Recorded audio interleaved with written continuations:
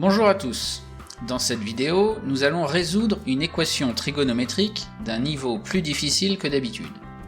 Contrairement aux équations trigonométriques résolues dans les vidéos précédentes, ici, la variable apparaît à deux reprises. Donc on voit ici, dans le sinus, il y a un x, et là, dans le cosinus, il y a aussi un x. Et en plus, c'est pas la même quantité dans le sinus et dans le cosinus. Donc même si on peut toujours essayer d'utiliser le cercle trigonométrique, c'est évidemment difficile de visualiser quoi que ce soit par rapport à l'équation qu'on a là. Donc l'idée majeure pour avancer, ça va être de transformer l'équation pour aboutir à non pas l'égalité entre un sinus et un cosinus, mais on va aboutir à l'égalité entre deux cosinus. Donc là c'est ce qu'on va faire dans la suite, mais on pourrait aussi très bien s'arranger pour avoir l'égalité entre deux sinus. Donc pour arriver à l'égalité entre deux cosinus, il va falloir transformer le sinus x qui est ici à gauche dans l'équation.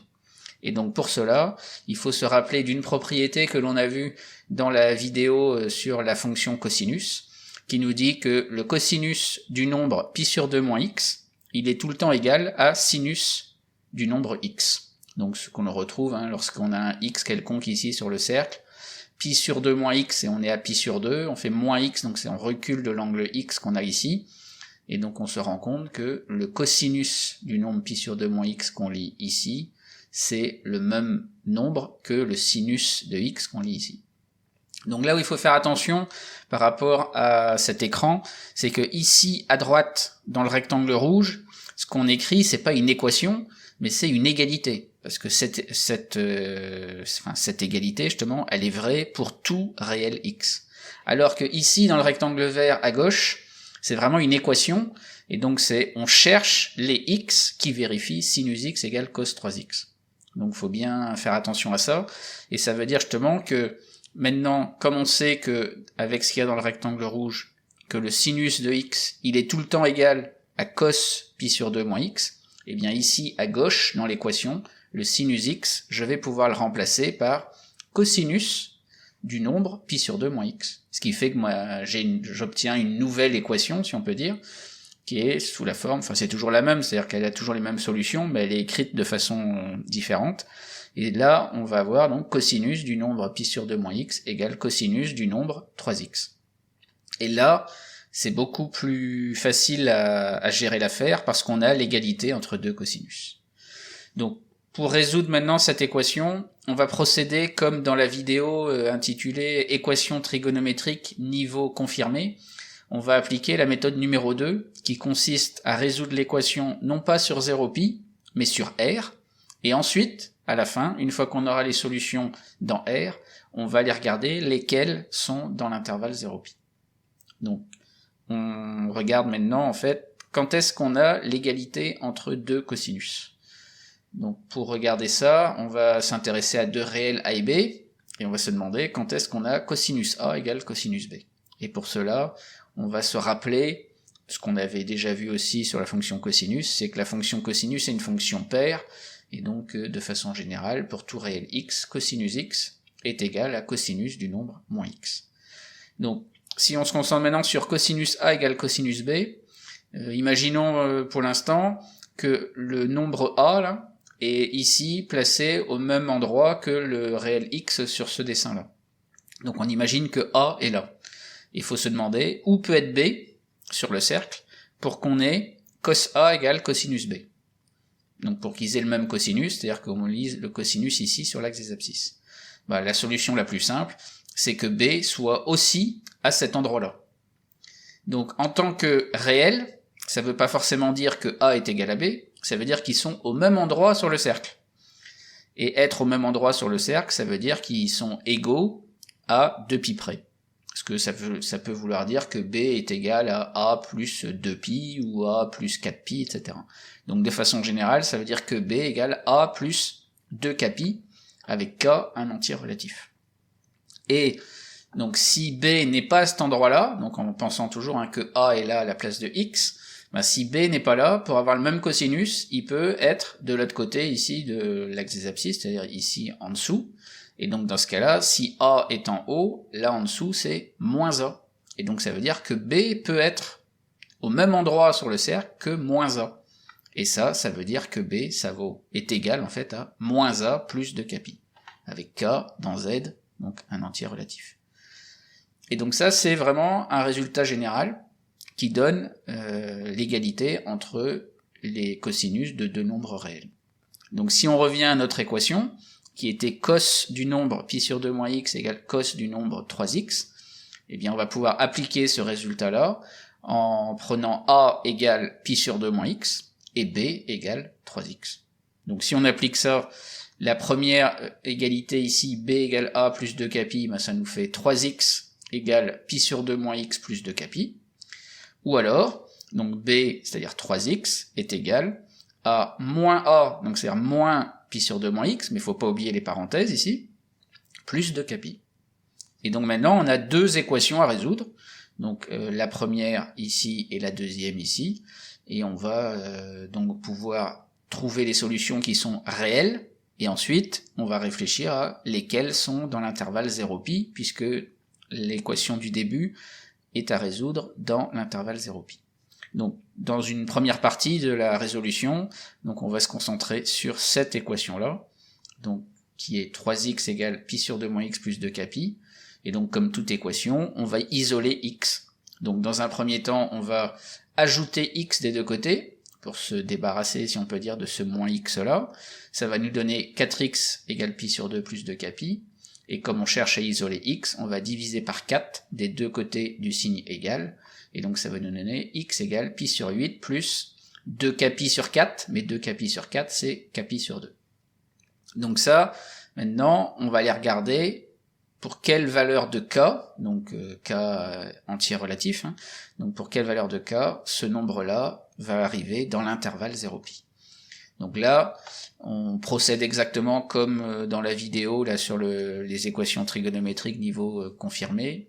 On a une double inéquation et on va isoler k à l'intérieur de cette double inéquation pour avoir des informations sur les entiers relatifs k qui peuvent répondre à la question. Donc dans un premier temps, on peut diviser par pi qui est positif, donc aucun souci pour le sens des égalités.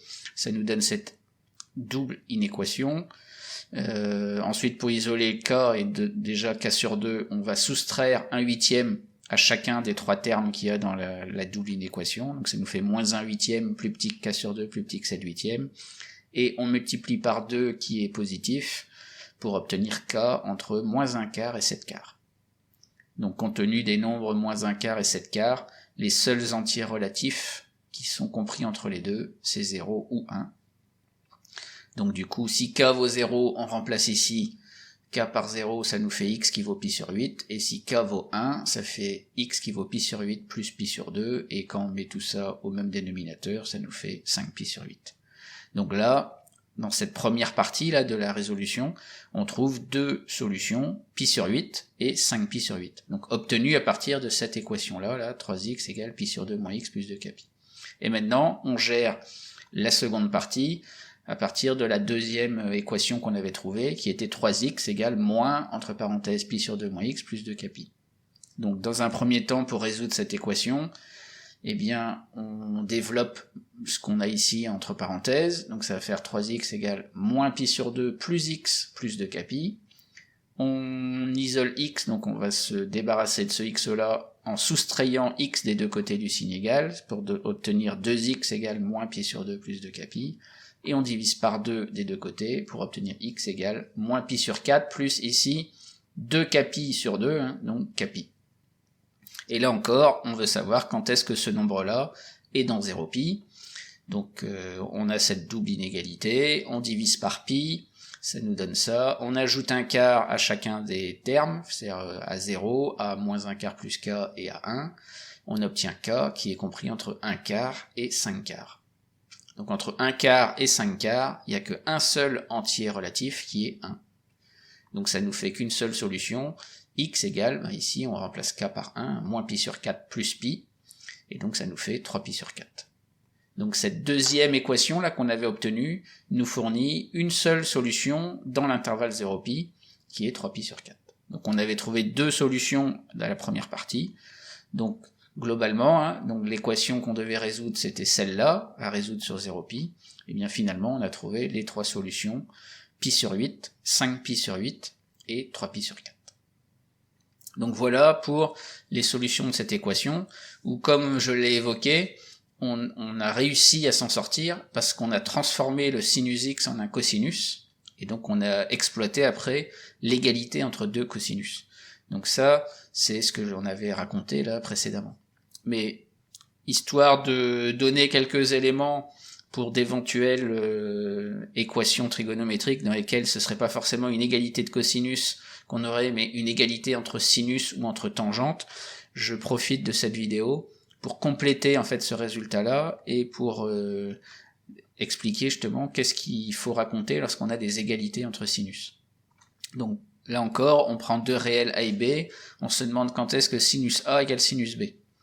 Et là, il faut en quelque sorte exploiter une des propriétés qu'on a vues sur le sinus, qui est la suivante, qui dit que pour tout x réel, sinus du nombre pi moins x est égal au sinus du nombre x.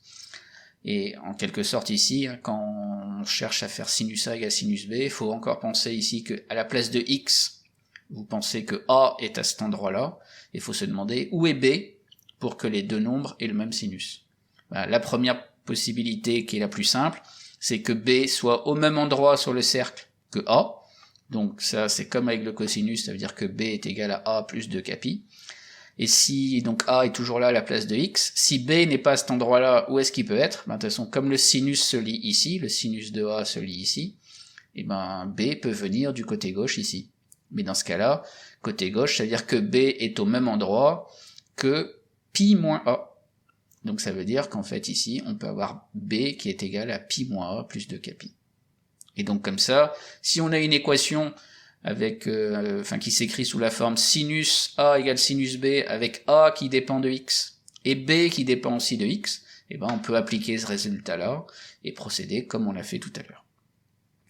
Enfin, si on a les égalités de tangente, donc là encore du genre tangente a égale tangente b, donc là évidemment a et b a priori sont dans l'ensemble de définition de la fonction tangente, et bien on peut encore s'en sortir en exploitant cette propriété-là qu'on avait vue sur la fonction tangente.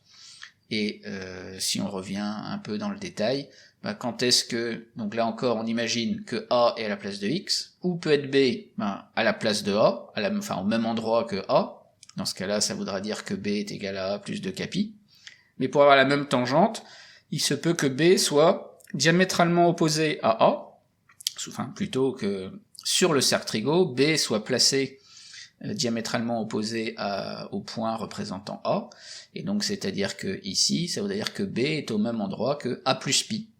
Donc ça veut dire b égale a plus pi, à 2 pi près, donc toujours plus 2 capi.